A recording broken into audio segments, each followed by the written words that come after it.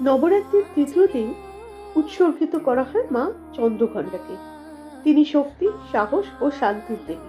তার কপালে থাকে অর্ধচন্দ্র, যা ঘণ্টার মতো দেখতে, তাই তার নাম চন্দ্রঘণ্টা। পুরাণ মতে তিনি মহিষাসুরের বিরুদ্ধে ভয়ঙ্কর রূপ ধারণ করে যুদ্ধ করেছিলেন। তার ঘণ্টার ধ্বনি অসুরদের হৃদয়ে ভীত সঞ্চার করেছিল আর ভক্তদের দিয়েছিল সুরক্ষা। বিশ্বাস করা হয় মা চন্দ্রঘণ্টার উপাসনা করলে জীবনের ভয়, বাধা ও অশুভ শক্তি দূর হয়। তার আশীর্বাদে আসে সাহস, শান্তি ও সমৃদ্ধি। তাই আজ সবাই মিলে প্রার্থনা করি, হে মা চন্দ্রঘণ্টা, আমাদের ভয়মুক্ত করো এবং আলোকময় জীবনের পথে চালিত করো।